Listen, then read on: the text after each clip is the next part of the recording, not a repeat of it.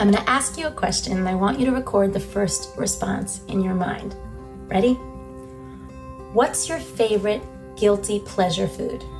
Now, I don't know who you are, but I can imagine some of your responses. Peanut butter M&Ms, ice cream, chocolate cake. Those are some of the stereotypical foods that give us guilt. So with this term guilty pleasure in mind, I wonder how much of our food experiences are actually pure enjoyment. And is there a path forward to connecting to food in a healthy, more enjoyable, even spiritual way? Now, if you're watching this video, you're probably Jewish, so you have a unique relationship with food, whether you know it or not. How do I know? Well, not only does the Torah give us the laws of kosher to kind of regulate what we eat on a daily basis, but it's pretty amazing how many food references are in the Torah, starting pretty much with the opening scene of mankind. Adam and Eve are expelled from this Garden of Eden because of what they ate. And Cain killed his brother Abel because God favored Abel's food offering over his. And Jacob offered to give Esau a bowl of lentil stew in exchange for his birthright. Some of these stories might sound familiar to you, and if not, don't worry, look it up. Jacob and his sons then travel to Egypt and they buy grains because there's a big famine. And while in prison, Joseph explains the dreams about wine and bread. And then the story of Passover explains how the Jews leave Egypt in a hurry and they have to take with them this unleavened or unrisen bread. And then, of course, that famous manna that fell from the sky in the desert for 40 years that sustained them. Even Israel is referred to as the land of milk and honey. I could go on because food is just everywhere in the Torah. But you know what? It goes deeper than that.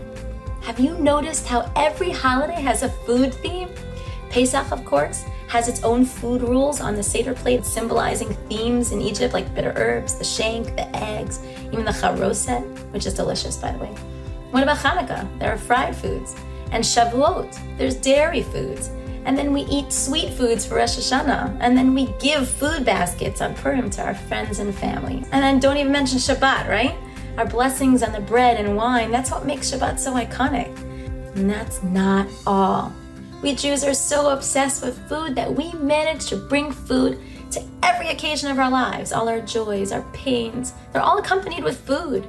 A bris, a bar mitzvah, a wedding, even a death. Not only do family and friends bring food to people in the morning, some types of food, like hard-boiled eggs, are symbolic of mourning. There's a special relationship between all human beings and food, don't get me wrong. But what makes the relationship special to the Jews is that there's really no other religion or country, for that matter, that makes it so obligatory. It's a religious duty. Really, you can't celebrate Passover without eating matzah. You can't observe Yom Kippur without not eating. So why are Jews so obsessed with food? Actually, let's ask the question correctly. Why is Judaism so obsessed with food? It's not our fault. Let's answer this question by boiling food down to what it really is, without the distractions of that multi-billion-dollar culinary industry. Essentially, food functions as one thing. It's the glue between the body and the soul. Simply put, if the person eats, the body and soul stay connected. And if the person doesn't eat, then the soul departs from the body. On the most basic level, the act of eating facilitates that remarkable fusion of the physical and the spiritual. You see, all living things need some type of sustenance to stay alive. But only man was given the ability to elevate that sustenance and use it beyond what just the body needs. I'll give you an example. I'm from Miami, and recently we experienced the tragedy of the collapse of the Champlain Towers. It was just a few minutes drive from my house. And a day after the tragedy, there was so much tension in the city. We were all so aware of the races against the clock to find those survivors. My family sat down to have dinner. It was Chinese food that night.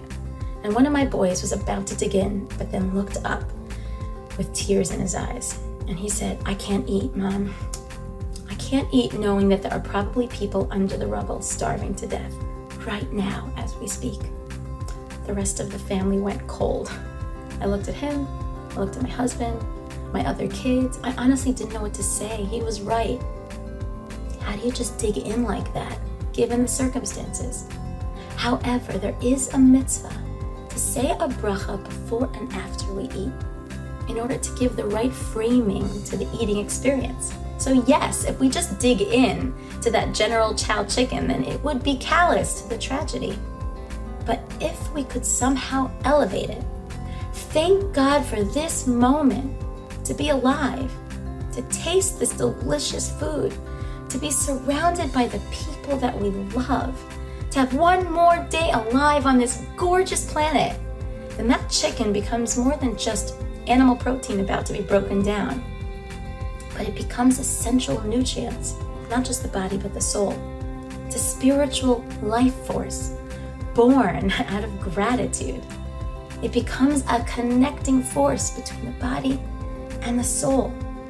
Judaism seeks to raise those ordinary activities, embrace them, and bring them to a higher level. What could be more ordinary than food? So when we discover so many references to food in our texts and traditions, we are teaching ourselves that even so mundane a thing as eating can be made holy. It can make us holy. So what's your relationship with food? Yes, we should focus on eating healthy, but food was always meant to be a gift, filled with pleasure, both physical and spiritual. And that term, guilty pleasure, I'd like to kill it from our modern day vernacular.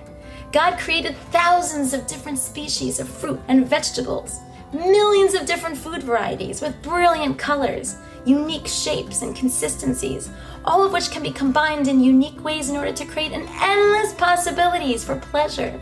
And all of this was just to get our attention and show us that He loves us.